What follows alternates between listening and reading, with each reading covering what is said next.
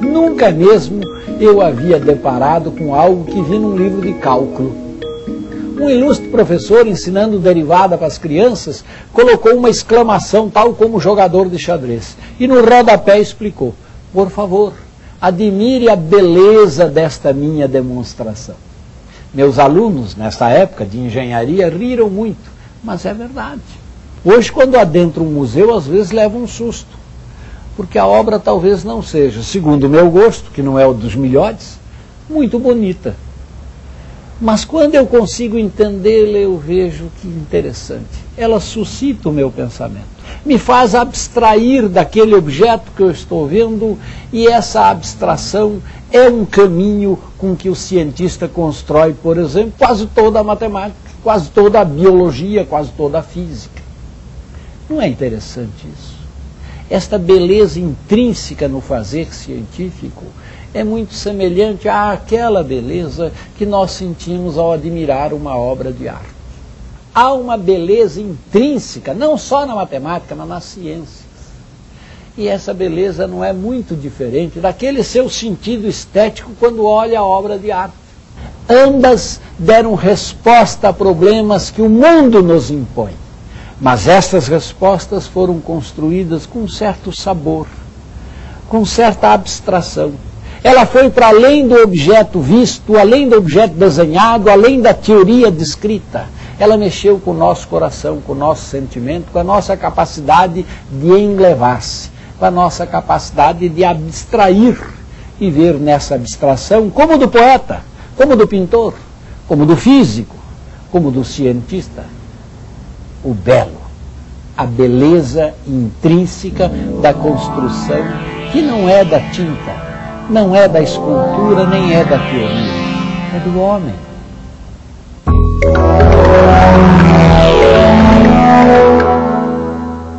Por que uma obra de arte agrada as pessoas? Toda obra de arte que agrada as pessoas é bela? Tem que ser bela? O que é o belo? A beleza nem sempre é a forma mais eficiente de atingir o público. Se durante séculos as artes estiveram diretamente ligadas à possibilidade de revelar ao mundo algo de belo, nas artes de hoje, o que importa para o artista é impulsionar o observador a refletir e imaginar. A obra de arte deve despertar o desejo da compreensão de quem vê. Assim, o impacto pelo belo foi substituído pelo estranhamento, que instiga a curiosidade e o desejo de participar. Um artista era avaliado por seu poder de criação, mas também segundo os critérios da maestria artesanal. A possibilidade da fotografia retratar fielmente o que se vê e a reprodução em série, proporcionada pelo avanço industrial, entre outras razões, levaram os artistas a buscarem novas formas de expressão. Ao espectador cabe agora não apenas o deslumbramento diante da beleza de uma pintura ou escultura. Ele deve desvendar o que aquelas obras significam, penetrar nos sentidos e nas ideias sintetizados pela experiência do artista. Coisas que eram aparentemente belas, com o tempo se tornaram descartáveis, e coisas que eram extremamente repulsivas também passaram até a ser parâmetros de beleza. Então, o belo com certeza é alguma coisa a ser discutida, ele não é uma coisa eterna.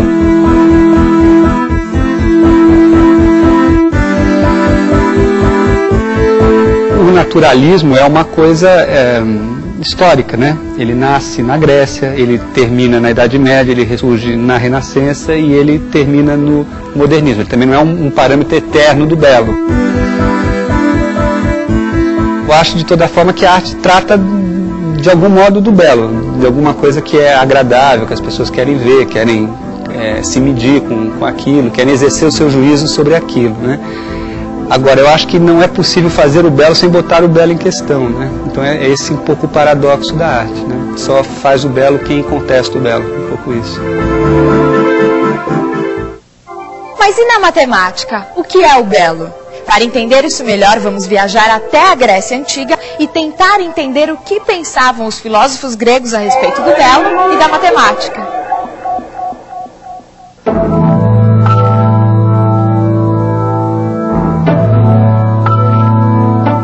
Estes templos foram construídos pelos gregos em homenagem aos deuses. Foi dos gregos que herdamos a visão de um mundo dividido em superior e inferior.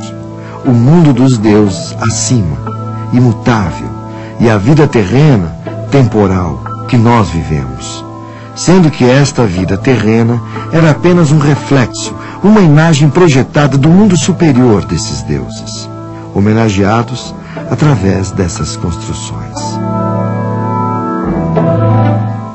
Platão chamou esse mundo superior de mundo das ideias. Ideias que se encontram no nosso pensamento, na nossa razão. É o mundo da eternidade. Tudo que existe fora do mundo das ideias é temporal. Existe e deixará de existir. Não são coisas eternas, mas passageiras. E só existem porque são cópias daquelas formas que estão no mundo superior.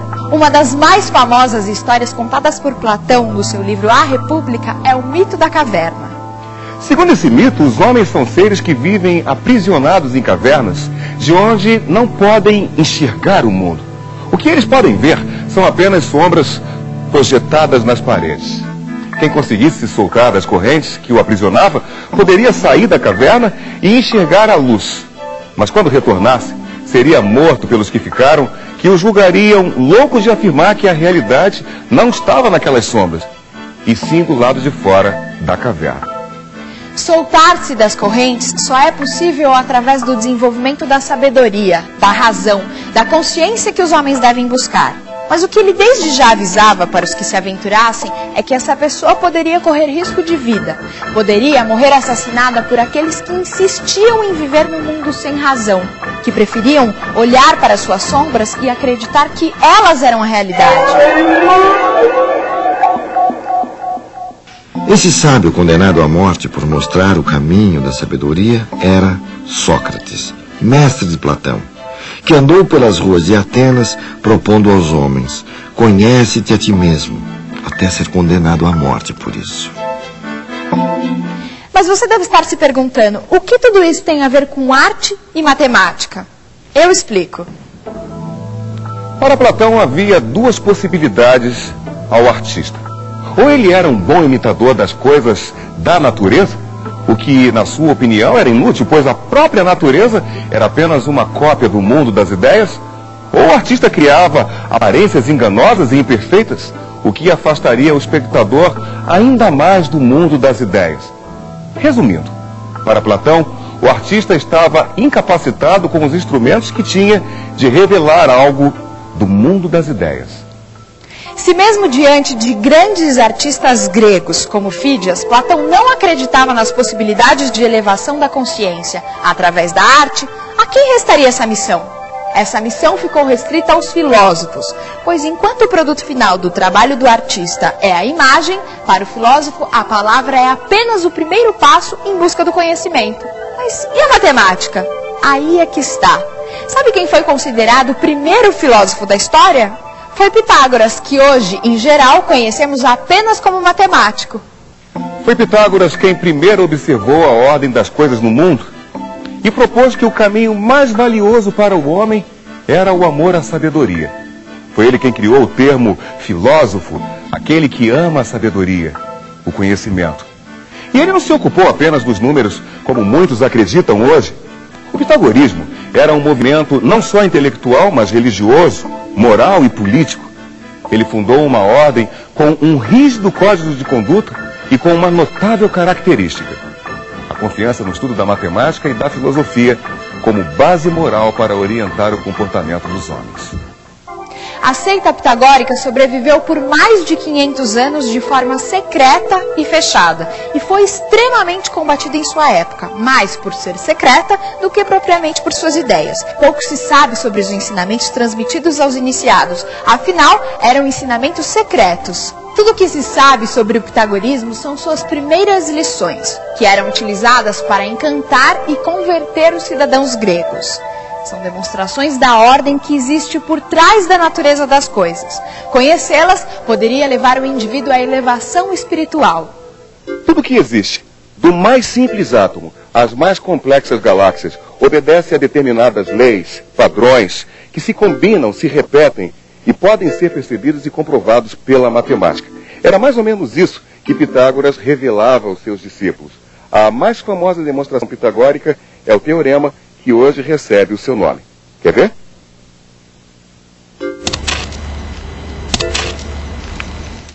Partindo da percepção de que qualquer objeto atraído pela Terra forma com o eixo horizontal este ângulo, que foi chamado de ângulo reto, Pitágoras desenvolveu seu célebre teorema que pode ser sintetizado pela fórmula matemática A ao quadrado, mais B ao quadrado é igual a C ao quadrado. Pitágoras percebeu que a área formada pelo quadrado da lateral oposta ao ângulo reto era igual à soma dos dois quadrados formados pelos outros dois lados do triângulo. Essa propriedade não variava conforme os ângulos do triângulo, desde que um fosse reto. A possibilidade de expressar essa e outras ideias através da linguagem matemática é que o levou a afirmar que na natureza tudo é número. Ele tem uma importância transcendental em toda a história da humanidade, porque ele mostrou que é possível fazer matemática por meio de demonstração, logicamente por meio do raciocínio. Ele de fato descobriu a essência da matemática, como até hoje nós as entendemos. Pitágoras achava que os números naturais existem, não na nossa cabeça, mas existem na realidade, como essa mesa. Ser o número 1 seria sensacional, porque você envelhece, você morre. O número 1 é eterno, não tem espaço nem tempo. Todo matemático que aceita isso, que a matemática não é uma construção nossa, não é uma criação nossa, mas é a descoberta de um mundo que está fora do espaço, está fora do tempo, a gente costuma dizer que é uma coisa, que esse matemático é um pitagórico, não estrito senso que pertence à escola de Pitágoras, mas é um pitagórico no sentido que aceita que o matemático é um descobridor e que existem entidades abstratas fora do espaço e do tempo. Voltando àquela nossa questão, o que tudo isso tem a ver com arte e matemática? Toda a obra de Pitágoras que nós já vimos deu origem à filosofia, à matemática e possibilitou o incrível progresso das ciências no Ocidente. Nada disso teria acontecido se o mesmo não atentasse para a incrível beleza que há nas demonstrações de ordem no mundo e da possibilidade de, por trás dessa ordem, existir os números, como uma linguagem universal e atemporal, como uma espécie de fundamento daquele mundo das ideias, eterno e imutável. Eu diria que a matemática é a busca de certas estruturas e de suas propriedades, estruturas essas que você pode chamar de formas. O universo inteirinho, por trás das coisas, existem certas formas. Essas formas que unificam, essas formas que dão sentido à nossa experiência. E a finalidade básica do matemático é exatamente a busca desse tipo de beleza, que é uma beleza que se manifesta nas estruturas matemáticas, nas demonstrações dos teoremas relativos a essa estrutura, da mesma maneira, por exemplo, que um físico estuda fenômenos físicos, um biólogo estuda certos seres. A matemática é a ciência básica, é uma ciência básica, e a beleza da matemática está por trás e subjacente à beleza de todas as outras ciências. Na década de 1970, surgiu um movimento artístico chamado conceitual. Nele, a ideia é preponderante e a forma das obras é secundária, podendo ser efêmera, precária, despretensiosa, desmaterializada, e o observador é impulsionado a refletir, a imaginar. Assim, a arte conceitual exige do espectador mais do que o deslumbramento diante de algo belo. Exige também a sua participação mental. A obra só se realiza inteiramente na cabeça de cada observador. Essa expressão artística também ficou conhecida por arte como ideia.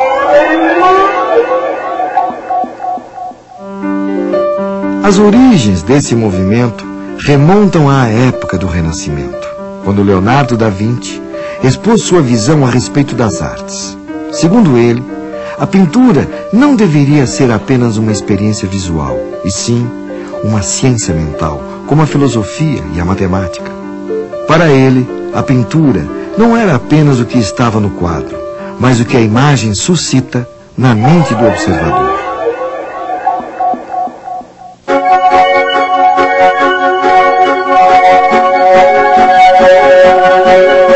Apesar da enorme distância no tempo e diferenças de mentalidade, formação e contexto histórico, é possível descobrir muitas afinidades entre Marcel Duchamp e Leonardo da Vinci.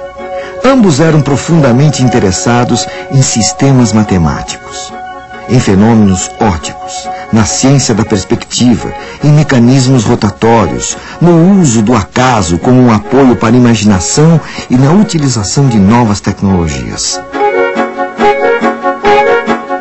Acima de tudo, acreditavam que a arte não deveria ser apenas uma experiência visual ou retinal, e sim una cosa mentale.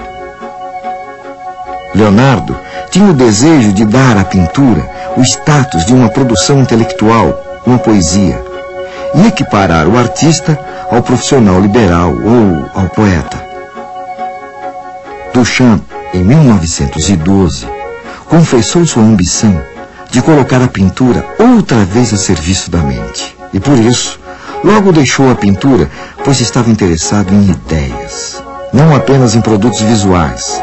Sua obra constituiu não só um gesto de desafio, mas também uma aventura em terreno inexplorado.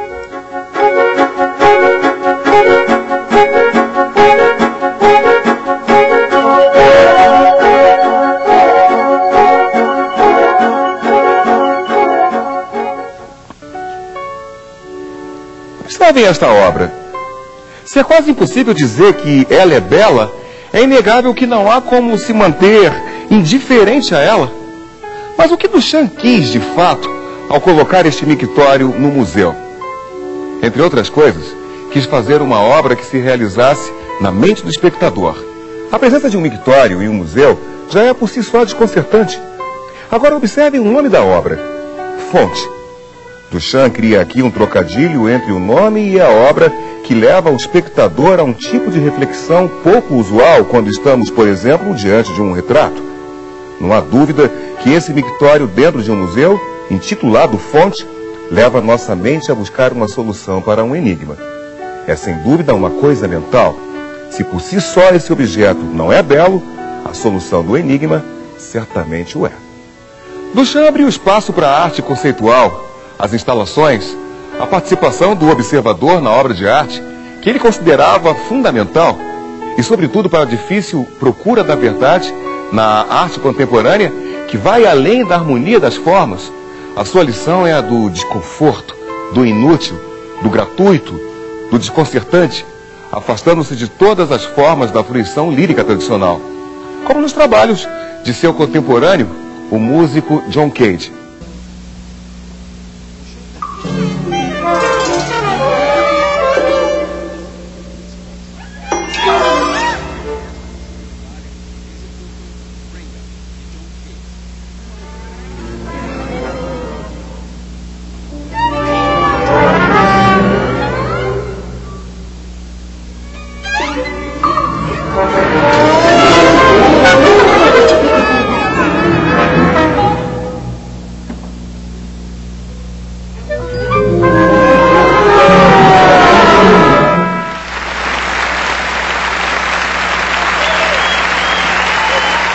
Os trabalhos de Duchamp mudaram o paradigma da arte contemporânea. My idea was to choose an object that wouldn't attract me either by its beauty or by its ugliness. To find a point of indifference in my looking at it, you see.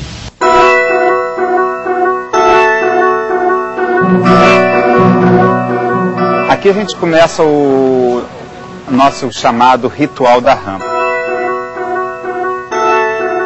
É um jogo que se estabelece de leituras do próprio Marco como uma obra de arte.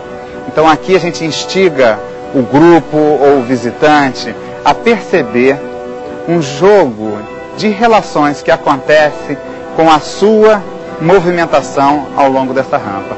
O próprio Marco como obra de arte é interessante porque ele é uma escultura cuja forma destoa de todas as outras construções, que são as construções do nosso mundo cotidiano, nosso mundo real. Então esse museu tem a forma simbólica do museu da obra de arte, talvez de uma certa forma futurista. Então aqui a gente vai subindo e a gente traz as pessoas a perceberem essa movimentação quase que mútua entre eu me mover e o Pão de Açúcar. Quem está se movendo? Sou eu que estou me movendo ou o Pão de Açúcar que se move? Quem é que se move? É o Sol ou o planeta Terra? Até hoje a gente fala que o Sol se põe. Essa subida da rampa também serve para a gente perceber a relação entre o belo cultural e o belo natural. Qual é o papel desse artista na sociedade hoje? É criar situações de experiência com o corpo em que provoquem uma releitura móvel do mundo. Em cada ponto que eu estou, eu leio o mundo de uma forma diferente. E a genialidade dessa espiral que a gente está subindo é que antes de você entrar no círculo do museu, você é provocado, é impelido a ver todo um círculo maior da Baía de Guanabara. A atitude do espectador, então, provocada por esse ritual, é a necessidade de mobilidade. Ninguém tem dúvida que um dos apelos da arte é a estética. Mas a própria arte, você viu, evoluiu. Antes a estética era do objeto. Nós admirávamos a beleza. Hoje você entra num museu e tem uma obra estranhíssima. Às vezes até eu diria, desculpe meu atrevimento, feia. E você admira-se com aquilo. Mas quando você entende, vê que aquilo suscita o seu pensamento. Excita a sua ideia para uma abstração nova. Não é a beleza do ver, é a beleza do sentir, é a beleza do abstrair. E isto a ciência faz quase que da mesma forma que a arte. Essa nossa série foram 13 programas buscando mostrar para você isso. Há uma beleza intrínseca, não só na matemática, mas nas ciências. E essa beleza não é muito diferente daquele seu sentido estético quando olha a obra de arte. Seria um atrevimento alguém dizer assim, nossa, eles fizeram um programa sobre arte. Não é uma história da arte. Falta muito para sê-lo. Ah, então é sobre história da matemática. Igualmente não. O que fizemos foi, ao longo de 13 programas, tentar mostrar a você que ao observar o mundo você faz muito de arte e muito de matemática.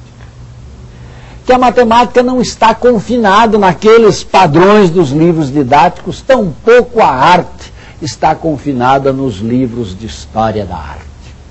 A arte e a matemática são manifestações do homem, do cientista, do artista e do homem comum. É o seu jeito de ler a natureza. Havia um filósofo que dizia, homem algum atravessa 2 vezes o mesmo rio. Quando ele pular o rio, pela segunda vez as águas serão outras. Um outro filósofo disse, e o homem também será outro. Pois bem, quando se atravessar este grande rio chamado a sua vida, você vai lembrar-se que um dia você mergulhou de uma ponte chamada arte e matemática. E olhará o mundo de outra forma. Até breve.